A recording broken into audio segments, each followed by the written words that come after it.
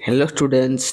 तो आज आम +3 third semester history honours major paper 6 unit 4 षोडश शताब्दीर अर्थनैतिक प्रगति ये चैप्टर आज आम मोस्ट इम्पोर्टाट शॉर्ट क्वेश्चन निमार्किया एवं 5 मार्किया क्वेश्चन आंसर डिस्कस करवा।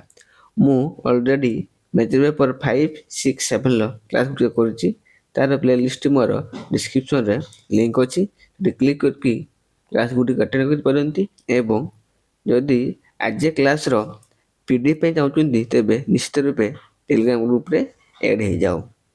एबे आस क्वेश्चन डिस्कस करबा। प्रथम क्वेश्चन कोन आछु डेंस को मतरे मध्ययुगीय यूरोपीय अर्थनीति उपर एक सुदृढ़ प्रतिबंधक थिला ख्रीष्टान धर्मर धार्मिक प्रभाव श्रीयुक्त जेई स्वाईଙ୍କ मतरे। परवर्ती प्रश्न सीमांत प्रथारे सामंत मानक जमीदार एक स्वतंत्र ओ डे स्थानर अधिकारी थिले ना सर्वोच्च स्थानर अधिकारी थिले। परवर्ती प्रश्न भूमिदास शब्दटी लाटिन शब्द डेस आसी ना सर्वस्व आसी यार अर्थ होउची दास। तेबे सर्वस्व अर्थ होउची कोन ना दास।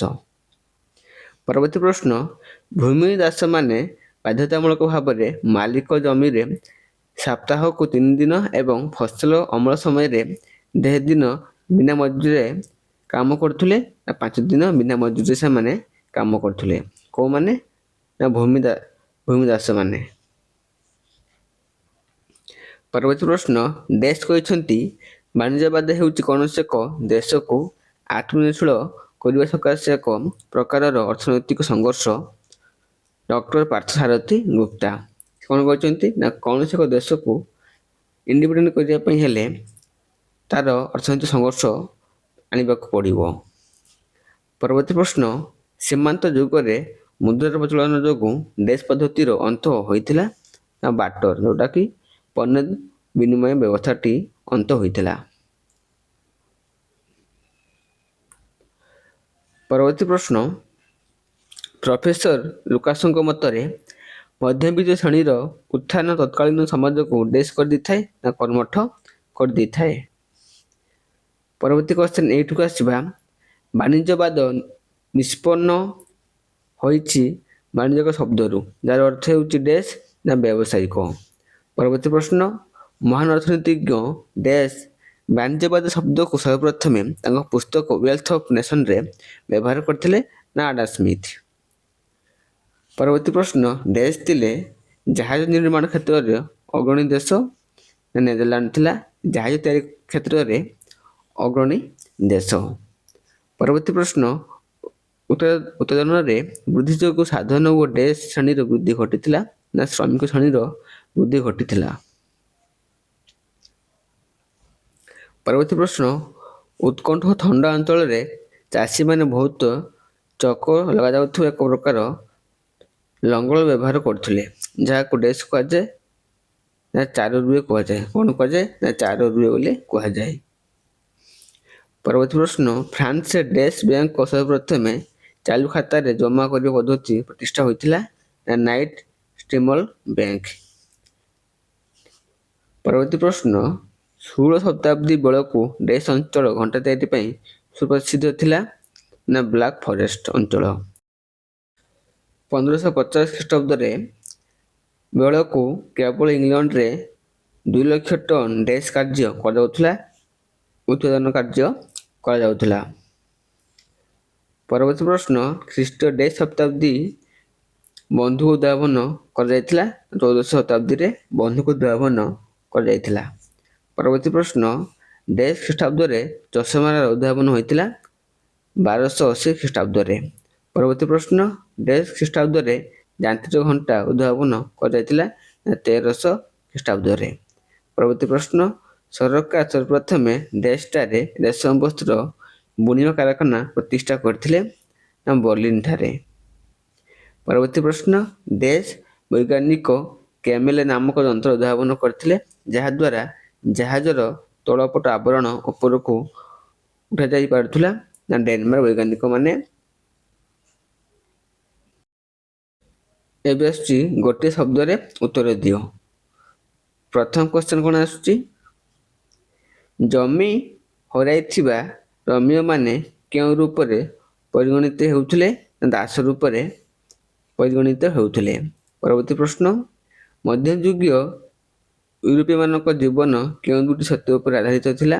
ସାମନ୍ତବାଦ ଏବଂ ଗିର୍ଜା। ନେକ୍ସଟ ଯିବା କ୍ୱେଶ୍ଚନ ନମ୍ବର 3 କୁ ଆସିବା। ମଧ୍ୟଯୁଗୀୟ ୟୁରୋପୀୟ ଅର୍ଥନୀତି ଉପରେ କି ପ୍ରକାର ପ୍ରତିବନ୍ଧକ ଥିଲା? ନା ଖ୍ରୀଷ୍ଟାନ ଧର୍ମର ପ୍ରଭାବ ପ୍ରତିବନ୍ଧକ ଥିଲା। ପରବର୍ତ୍ତୀ ପ୍ରଶ୍ନ, ସମସ୍ତ ଉତ୍ପାଦନ ଓ ଆବଣ୍ଟନ କାହା ଦ୍ୱାରା ପରିଚାଳିତ ହେଉଥିଲା? ନା ବ୍ୟବସାୟୀ ସଂଘ ଦ୍ୱାରା। ପରବର୍ତ୍ତୀ ପ୍ରଶ୍ନ, ମଧ୍ୟଯୁଗର ଅବ୍ୟବସ୍ଥିତ ପ୍ରଥା ପରମ୍ପରା ଉପରେ କି ଆଧୁନିକ ଯୁଗର ଅଭ୍ୟୁଦୟ ଘଟାଇଥିଲା? ନବଜାଗରଣ। ପରବର୍ତ୍ତୀ ପ୍ରଶ୍ନ, ଶିଳ୍ପ ବିପ୍ଳବ ପୂର୍ବରୁ ୟୁରୋପୀୟମାନଙ୍କ ପ୍ରଧାନ ଜୀବିକା କ'ଣ ଥିଲା? ନା କୃଷି ଥିଲା। ପରବର୍ତ୍ତୀ ପ୍ରଶ୍ନ, ଶ୍ରମିକମାନେ ସାମନ୍ତମାନଙ୍କୁ ଖଜଣା ଆକାରରେ କ'ଣ ଦେଉଥିଲେ? ଉତ୍ପାଦିତ ଶସ୍ୟ ଦେଉଥିଲେ। ପରବର୍ତ୍ତୀ ପ୍ରଶ୍ନ, ଶ୍ରମିକମାନେ କେତେ ଦିନ ସାମନ୍ତମାନଙ୍କ ଜମିରେ ବିନା ମଜୁରିରେ କାମ କରୁଥିଲେ? ତା ହେଉଛି 6 ମାସ ପର୍ଯ୍ୟନ୍ତ। ପରବର୍ତ୍ତୀ ପ୍ରଶ୍ନ, ନବଜାଗରଣ ଯୁଗରେ ବାଣିଜ୍ୟର ଉନ୍ନତି ସହିତ ଆଉ କାହାର ଉନ୍ନତି ପ୍ରତି ଧ୍ୟାନ ଦେଉଥିଲେ? ନା କୃଷି ଉପରେ। ପରବର୍ତ୍ତୀ ପ୍ରଶ୍ନ, କେଉଁମାନେ ମଧ୍ୟଯୁଗୀୟ ସମାଜକୁ ବୈପ୍ଳବିକ ଚେତନାରେ ଉଦ୍ବୁଦ୍ଧ କରିଥିଲେ? ନା ମଧ୍ୟବର୍ତ୍ତୀ ଶ୍ରେଣୀମାନେ। ପରବର୍ତ୍ତୀ କ୍ୱେଶ୍ଚନ ନମ୍ବର 11 କୁ ଆସିବା। କେବେ Adam Smith wealth of nation ପୁସ୍ତକ ରଚନା କରିଥିଲେ? 1776 ଖ୍ରୀଷ୍ଟାବ୍ଦରେ। ପରବର୍ତ୍ତୀ ପ୍ରଶ୍ନ, ପ୍ରତ୍ୟେକ ଦେଶ ନୂତନ ଯନ୍ତ୍ରପାତି ଓ କାରିଗରୀ କୌଶଳ ପ୍ରୟୋଗ କରି ଉନ୍ନତ ମାନର ଜିନିଷ ଉତ୍ପାଦନ କରି କ'ଣ କରିବା ଉଚିତ? ରପ୍ତାନି କରିବା ଉଚିତ। ପରବର୍ତ୍ତୀ ପ୍ରଶ୍ନ, କେଉଁମାନେ ବ୍ୟବସାୟ କ୍ଷେତ୍ରରେ ବ୍ୟାଙ୍କ ଓ ଯୌଥ ବ୍ୟବସାୟିକ ସଂସ୍ଥା ଜଏଣ୍ଟ ଷ୍ଟକ୍ କମ୍ପାନୀ ସ୍ଥାପନ କରିଥିଲେ? ନା ଇଟାଲୀୟ ବ୍ୟବସାୟୀମାନେ। ପରବର୍ତ୍ତୀ ପ୍ରଶ୍ନ, ବାଣିଜ୍ୟର ବୃଦ୍ଧି ଘଟିବାରୁ ବାଣିଜ୍ୟିକ କେନ୍ଦ୍ର ଓ ସହରଗୁଡ଼ିକର ବୃଦ୍ଧି ଘଟିଥିଲା। ସହର ବୃଦ୍ଧି ହେବା ସହିତ କାହାର ବୃଦ୍ଧି ଘଟିଥିଲା? ନା କଳକାରଖାନାର ବୃଦ୍ଧି ଘଟିଥିଲା।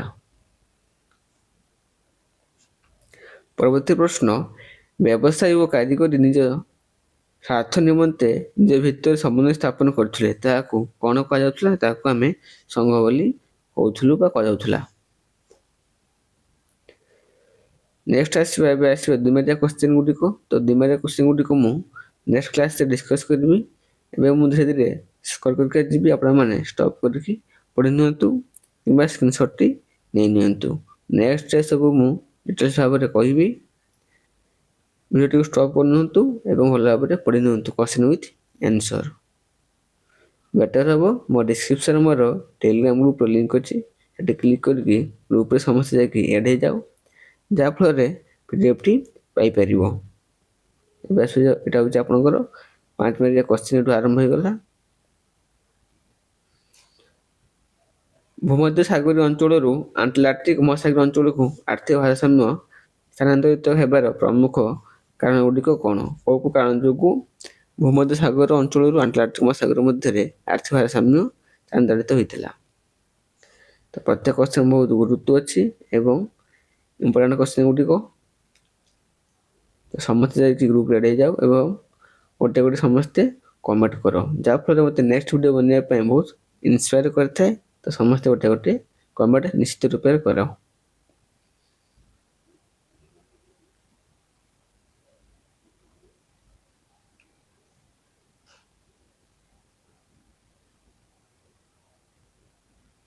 Thank you all.